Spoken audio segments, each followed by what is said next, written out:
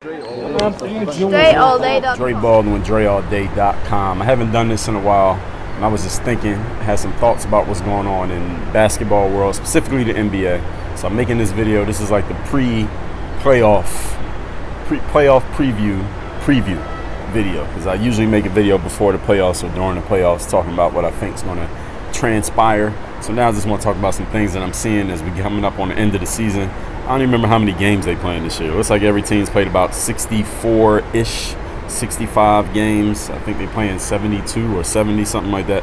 It doesn't even matter. But let's just talk about where we at right now. Just looking in the Eastern Conference. First of all, this app needs to, all right. So the Sixers, my hometown team, for those of y'all who don't know, I live in Miami, but I'm from Philly. So the Sixers are technically my team. They ain't really my team, but I'm from Philly. So if they win it, then I claim them, just like the Eagles. They in first place right now by half a game. Then we got Brooklyn, Milwaukee. I'm glad to see Milwaukee beat Brooklyn last night. And I know some people are going to say, well, Brooklyn didn't have their whole team. They didn't have James Harden because he's been hurt. The thing is, people keep saying, well, Brooklyn is winning even though they don't have their whole team. Or the Nets, the game was close even though Harden wasn't playing. Well, look, in the game on the court, and this is the thing that has yet to be, we got to find out, there's only one basketball. So even though you might have 5 superstars, only one of them can have a ball at a time. Between KD, Kyrie, and James Harden. And KD and James Harden both need the ball in their hands. Now, last time that, if our memory serves correctly, Kevin Durant left Oklahoma City, maybe so you can be on the team where a guy wasn't dominating the ball like Russell Westbrook was. James Harden dominates the ball. And Kyrie falls back when James Harden's on the court. James Harden's better than Kyrie Irving, so it makes sense. And it's cool to have all 3 guys, but they got to figure out how to make that work. And just because you got those 3 stars who can score a lot of points does not necessarily mean you're going to win every game, because they got problems on defense. Who's going to guard if they play the Sixers? Joel Embiid. They're the number 1 seed. Right now, the Sixers are top. These are the top 3 teams in the East. These 3 teams, Milwaukee, Brooklyn, Philly. So who's going to guard Joel Embiid on Brooklyn? Nobody. Who's going to guard Giannis on Brooklyn? Nobody also. And they got to figure that out. And another thing is Milwaukee has Drew Holiday. And a lot of people don't talk about him that much because he doesn't get the super crazy offensive highlights. But Drew Holiday is one of the best defensive guards in the game. And we talk about just erasing somebody off the court. He did it to Damian Lillard a couple years ago when he was in New Orleans with Anthony Davis. Y'all remember that. And I know Damian Lillard remembers it. And he did it to Kyrie in the game that just happened this past Sunday from when I'm recording this. And if they play in a series, he's going to get on James Harden. And if anybody can, I ain't going to say he's not going to eliminate James Harden, but make it hard on James Harden, I think it'll be him. Giannis can get on KD. It ain't going to be no walk in the park. Brooklyn fans out there, or any of you who are just fans of players, nowadays we fans of players, not teams. You're a fan of Brooklyn because they got these 3 stars. Don't think they're just going to walk through everybody just because they got 3 guys who can score a bunch of points. Again, there's only one basketball. So how they going to do that, and what they going to do on defense? Defense is half the game. You win a championship in the NBA, you got to do it on the defensive end. It's not just about points. So I'm looking forward to these second-round series in the Eastern Conference. Actually, the first round should be pretty good too. Just looking down the standings. The Knicks. Shout out to New York. Shout out to all the New York people. I know y'all excited. The Knicks are finally actually good. And behind Julius Randle. Who would have thought that? So the Knicks are actually good. Shout out to New York. They will make the playoffs. Right now, it looks like they may play the Hawks in the first round. They can beat the Hawks. Now, I think the Knicks can actually win a round in the playoffs. If Knicks win a round in the playoffs, then they need to stop all the shutdowns in New York and just no masks or social distancing. They got to let the Garden be full. Like, the Knicks make the playoffs, and they got home court advantage in the first round. Right now, they're the 4th seed. If they keep the 4th seed and they get home court advantage in the first round, who's the governor or the mayor in New York? De Blasio? I don't even know. Whoever the mayor is in New York, they got to remove all restrictions, and they got to let people come to the Garden. All right, I think people will take their chances with COVID to come to the Garden to cheer on the Knicks in the first round. That's a serious situation. You got to let the fans come to the Garden and cheer on the Knicks. They finally made the playoffs, and they might actually win a round. They could beat the Hawks. Now, I don't know who else they could beat. They could beat the Hawks, though. Now, they ain't gonna win in the second round, but they will win in the first round if they play the Hawks. Now, the second round, they will play a team like the Sixers. They will not win. Brooklyn, they won't win. I want to see Knicks-Brooklyn second round. I don't know about y'all, but Knicks-Brooklyn would be a great second round series. The Subway Series, I guess they would call that. Like when the Mets played the Yankees. That would be fun to watch. I would be excited to watch that. But actually, I'm excited to watch Brooklyn against any team in the second round. So in the second round, it's looking like it might be Brooklyn against the Sixers, that'll be fun. Brooklyn Bucks, also fun. And Brooklyn Knicks. All three of those would be great. So as long as Brooklyn makes the second round, that's going to be exciting. The Atlanta Hawks, I mean, they have a good team. They got better ever since they fired Lloyd Pierce and some other things. And Trae Young stopped holding the ball so much, he started giving the ball up to his teammates. Trae Young, I think he thought he was James Harden for a minute. When he stopped trying to be James Harden, the Hawks started winning. And they fired their coach. Both happened at the same time they started winning. So you draw your own conclusions of that. And Trae Young's on my fantasy team, so I'm not knocking Trae Young, but Trae Young is only one James Harden out there. You gotta get a rock up. You start giving a rock up, they start winning. Miami is still good. Miami is like that sneaky team. They had a very rough start to their season. Haven't been great this year. Right now, the playoffs started today. They'll be playing Milwaukee in the first round. That'll be a very interesting series because they beat them last year, and everybody thought the Bucks was going to beat them, but Miami beat the Bucks. So they play in the first round this year. The Bucks can't lose in the first round. Giannis, y'all can't lose in the first round. So they would have to beat Miami, and Miami would be super motivated, I think, and confident because they're like, yo, we just beat these dudes. They got pretty much the same team, except they got Drew Holiday now. They got Eric Bledsoe out of there. That's not the same team, actually. They got a little bit better.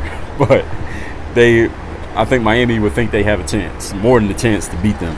And Milwaukee would think they got a chance. And either one of these teams losing the first round, that's a disaster season. So that would be a hell of a series. I would love it if it stays just as it is right now. Then the play-in game, you got 7 through 10. You got Boston, Charlotte, the Pacers, and the Wizards.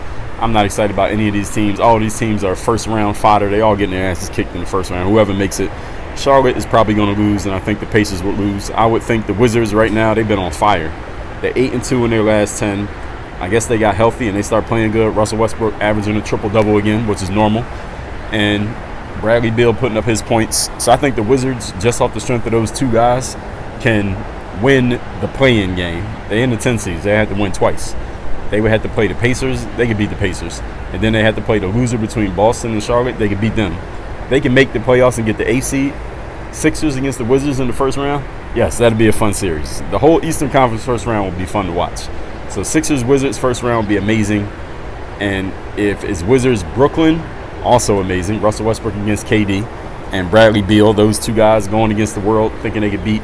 And then Kyrie Irving and James. That would be really. I'd rather see that. Actually, that'd be a better first round series. Brooklyn against the Wizards in the first round. Yes, that would be the best first round series right there.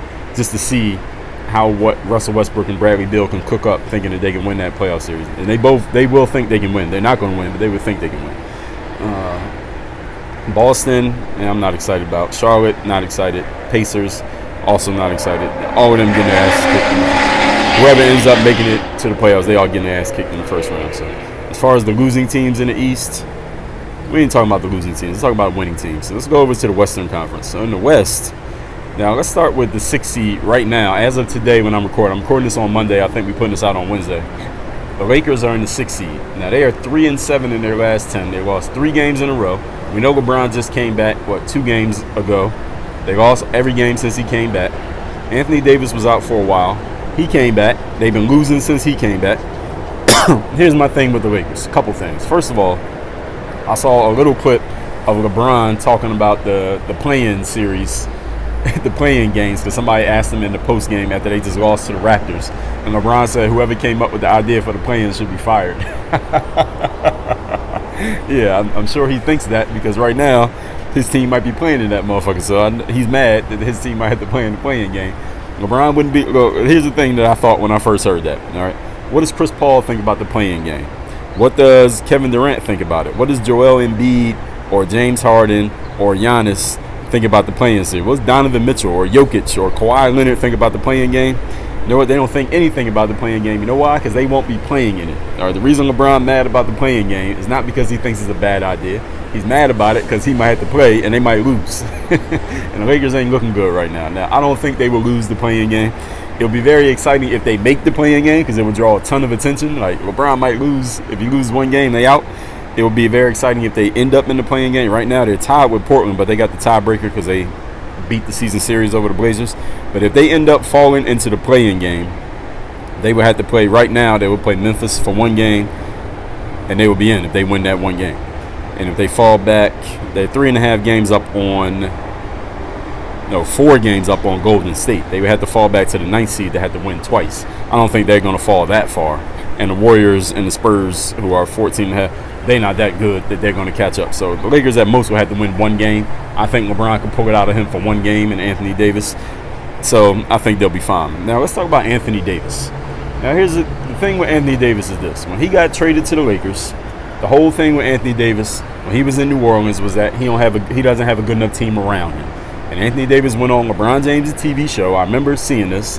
I saw the clip. I didn't see the whole episode, but I saw the clip where he was like, I'm the CEO of my own business. You know the athletes all saying this now. I'm the CEO of my own company, and I got to make the decision that's best for me and my life and my legacy and all this shit that these athletes are talking.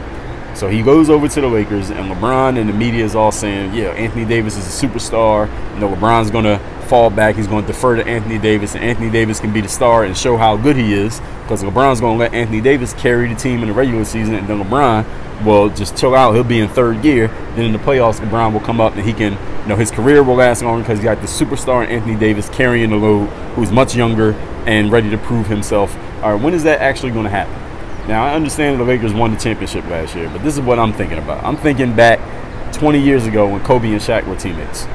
Now, those of y'all who remember, y'all know. When Shaq came out of the game for the Lakers back then, or when Shaq was injured and he didn't play, Kobe, you could tell just by the way Kobe played, he didn't have to say nothing. Kobe automatically went into, all right, now let me show y'all that I'm good enough to carry the team by myself. I'm good enough to be the number 1 guy. We're going to win when Shaq's out because I don't want nobody to say that they need Shaq to win. And Kobe played like that, and he did it. He proved it. And then when Shaq wasn't on his team anymore, you saw what Kobe Bryant did. Anthony Davis ain't no Kobe Bryant. And I'm not saying that as far as skill level. I'm talking about mentality and the way that he approaches.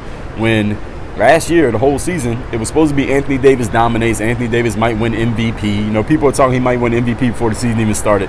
He wasn't even in the conversation for the most part. It was more LeBron. Even this year, people was like, LeBron might be MVP. What happened to the Anthony Davis supposed to dominate now that he's on a good team? When he's supposed to, I'm talking about dominate, like MVP dominate, not put up stats dominate. Anthony Davis puts up stats. AD, you do put up stats. But I'm talking about dominate, like number 1 superstar, carry a team to the playoffs, even when you're the only star on the team.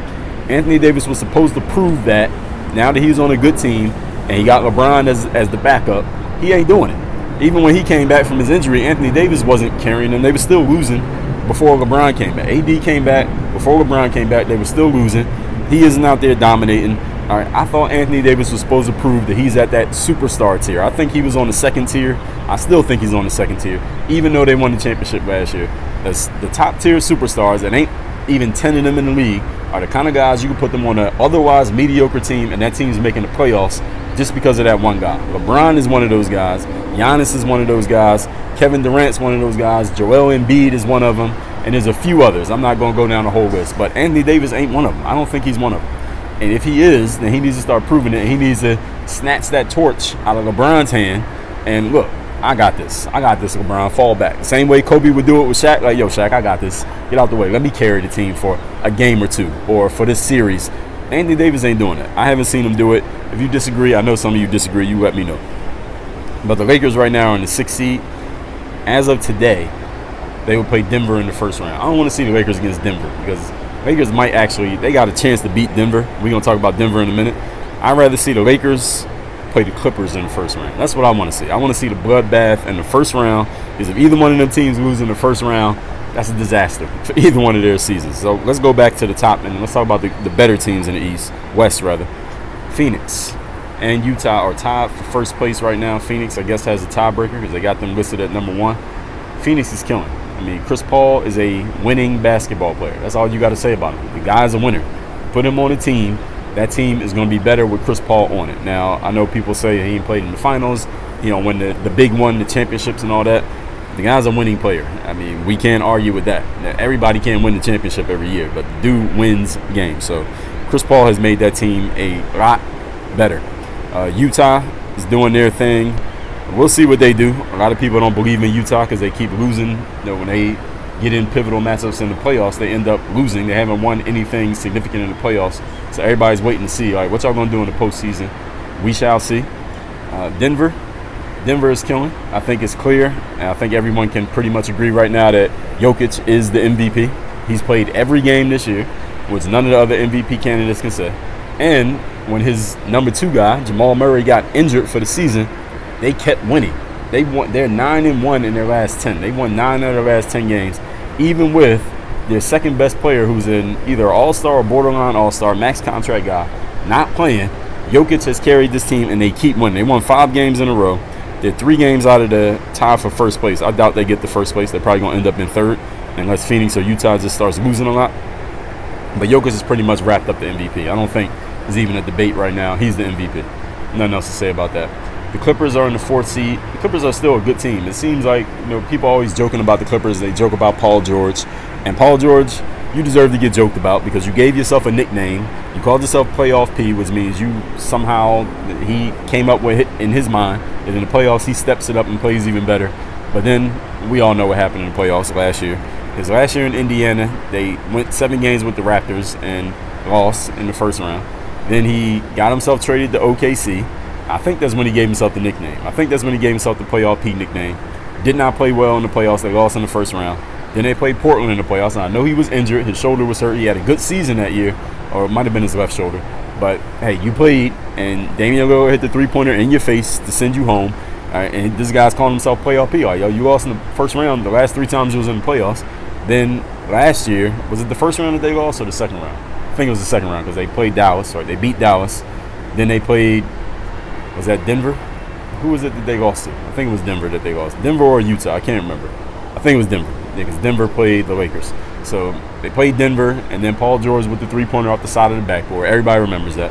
And then Paul George, you gave yourself this nickname. So you put the target on your back by calling yourself Playoff P. Now, people was just randomly talking shit about you would be one thing, but you asked for this attention, and you ain't doing your thing. So people are joking about you. But the Clippers are still good. They're 43-22. They're still a good team. So it's not like they're trash. I want to see the Clippers and the Lakers play in the first round. So if that's the 4-5, right now the Clippers will have to move. Right now they're in the 4.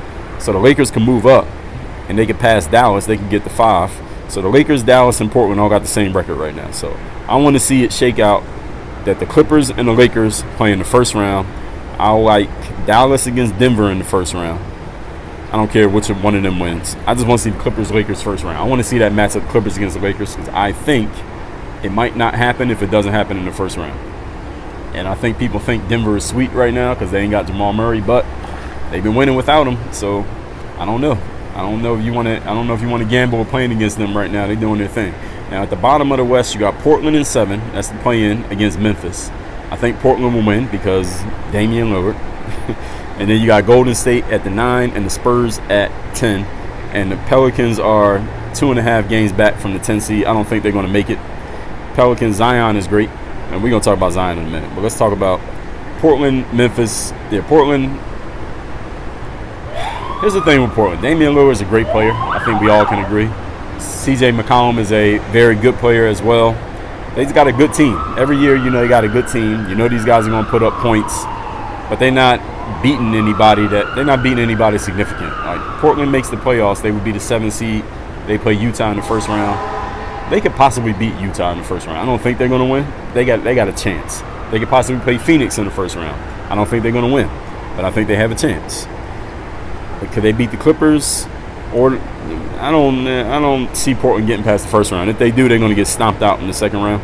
This is the thing. They just keep doing this over and over again. Damian and CJ are so good that they're never going to be a lottery team, but they're also not good enough as a team that they're going to go any further than the second round. And if they get lucky, like that one year they got lucky, they ended up going to the conference finals, but then they got their asses kicked in the conference finals by Golden State. It wasn't even a series. So I don't know what Portland's going to do, but as long as they got Damian and CJ, they're going to be good. They're going to make the playoffs every year. So I guess you got to respect that, but they're not a championship contender in my mind. Golden State is playing good enough that they're starting to catch up, and I think they will make the playoffs because they got Steph Curry, and I think they can win a play-in game. They have to win 2 play-in games right now, but right now they are actually half a game behind Memphis for the 8th seed, which means they would only have to win 1 game to make the playoffs. They would play Portland. Golden State, Portland, the winner makes the playoffs. That'll be a hell of a game. So Draymond and Stephen Curry against CJ and Dame, the winner makes the playoffs. I would pay to see that game. So that is one that I would watch. So hopefully Golden State can win a little bit more. Maybe Memphis lose a little bit, and it'd be Golden State, Portland. The winner makes the playoffs, and then the loser got to play another game to make it. And I think the Spurs shouldn't be slept on. Spurs are solid. I mean, they're a 500 team, but they're solid. They got rid of LaMarcus Aldridge, and they're still a solid team. So they are not to be slept on. Don't just pencil them out. Now, looking at the rest of the Western Conference, I'm going to talk about a couple of these teams. First of all, Houston, all right, this is a blown season for them. They're done. They gave up James Harden. I thought they was going to go after Karis LeVert. He was probably the best player in the trade. They didn't keep him. I don't know why they did that. They got Oladipo and gave him up. So I guess they're just trying to bottom out, and they have done it. So they won 16 games, so they bottomed out. So congratulations on them on tanking. Minnesota, they got Karl Anthony Towns. Now, Karl Anthony Towns is a max contract player. And he's allegedly a superstar. Some people call him a superstar. Karl Anthony Towns is not a superstar. He's already told you what a superstar is. Superstar is a player. You put them on an otherwise mediocre or bad team, and that team is in the playoffs because of that one guy who's a superstar. Karl Anthony Towns, your team is 20-45. All right, you're not a superstar. You're a star. He's a max contract guy. He can score. He's good to have on your fantasy basketball teams. He's going to get you 25, 30 points, 10 to 15 rebounds, some blocks, great percentages and all that. But his teams don't win. His team has never been good. The only time Minnesota's was good was when they had somebody who was a borderline superstar, which is Jimmy Butler. And he was the one who gave them enough identity that they actually made the playoffs. And they still lost in the first round. So I don't know what Karl Anthony Towns is doing. Actually, I do know what he's doing because I see clips. Karl Anthony Towns don't play any defense. And if your best player doesn't play defense, then nobody else on the team is going to play defense. And if your best player is not playing defense, then that tone is sent through the entire team. And this is why you're 20-45. Now, I know he's missed some games. And the point guard, D'Angelo Russell, has missed games. D'Angelo Russell's not the difference between winning and losing. D'Angelo Russell's a talented player, but he ain't the difference between winning and losing. Karl Anthony Towns can be the difference between winning and losing if he actually commits to the other half of the game the way he's committed to the offensive side of the game.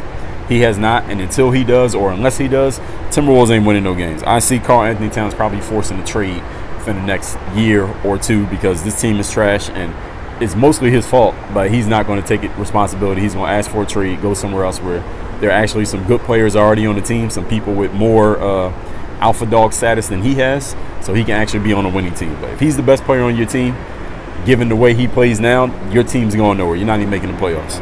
So Karl Anthony Towns got to decide what he wants to do. Are you actually going to try to play some defense, or are you not? And that is really the biggest thing. Offensively, we know he's good, but he plays no defense whatsoever. All right, OKC, they're tanking this year. Fine. Sacramento, look like they might have a chance, but then De'Aaron Fox got injured, and overall this team is not very good. Also, defensively, their defense is not very good. And they got the kid Halliburton, who's very good. I'm not sure him and Fox should be on the same team. And from what I hear, I don't even watch college ball, but from what I hear, Halliburton should have went higher in the draft. And he ended up in Sacramento with a team that already has a point guard of the future. So who knows how that's going to turn out. New Orleans Pelicans. All right, Zion Williamson is fucking unstoppable. Like, this dude be shooting like 14 for 17 from the floor and having 35 points. And they still not giving him the ball enough. I feel like he's not getting the ball enough. Now, Brandon Ingram, I know, is a very good player. I know Brandon Ingram wants to be a superstar. He wants to be like on that Kevin Durant, Kobe level. And maybe one day he will be that player. But he's not going to become that on the same team as Zion. All right, Brandon Ingram should not be getting the ball more than Zion Williamson. They should not be taking the same amount of field goal attempts. And that's not a knock on Brandon Ingram. It's just a praise of Zion. Zion, the whole offense should be run through Zion. Zion should be shooting the ball 25 times a game. All right, he should be getting the ball like Shaq, like Tim Duncan, like Kobe, like Kevin Durant, like Bradley Beal. They should be running the whole offense through Zion Williamson. Right now, they're not doing that because Brandon Ingram, I think that Brandon Ingram thinks he's just as good, if not better, than Zion Williamson. And he's not wrong for thinking that. It's not a knock on you, Brandon Ingram, but this offense needs to run through Zion Williamson. That's just what it is. They need to trade Brandon Ingram for complementary pieces to fit around Zion. Actually, they need to trade damn near their whole team for complementary pieces around Zion. They need to get rid of Steven Adams. Why they traded for him, I don't know. And they signed him to a contract. Whatever they did with him, get Steven Adams off the team. Get Eric Bledsoe off the team. Get Brandon Ingram off the team. The only person who is Josh Hart you can keep, and you can keep Lonzo.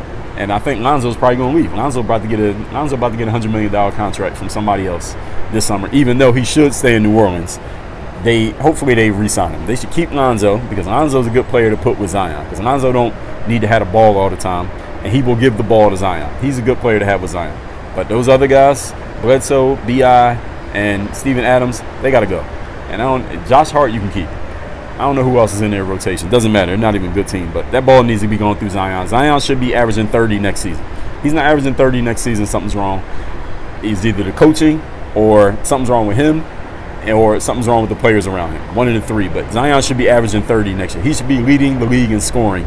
Within the next 3 years, Zion should lead the NBA in scoring. Because that dude is fucking unstoppable. Like, he doesn't even miss. All his shots are at the rim. Nobody can stop him getting to the basket. He scores when he gets around the basket. Like, dude is unstoppable. He's like Shaq in terms of field goal percentage, and he's only like 6'7"? Crazy. So that's how I feel about Zion. But Zion, shout out to you, but we can't be spending too much time talking about losing teams. Your team's trash. You gotta be on a good team for us to really give you any more than that amount of time talking about you. I only talk about winning teams. So all that being said, that's where I look at basketball for now. So now we won't have to talk about none of the losing trash teams when it comes to playoff time. I will do a playoff preview or tell you my predictions, what I think is going to happen. I think by the time the playoffs start, I'm actually going to be traveling this summer. I'm going to be in a few places. I'm being Philly, my hometown, for a little bit in the month of May. I'm being Vegas in June. I'm going to Europe, actually. I'm going to Europe in May. I haven't even told anybody where yet. Follow my Instagram story. You want to know where I'm going to be at and see what it's like? Follow my Instagram story because I post more stuff to my story than I post to YouTube.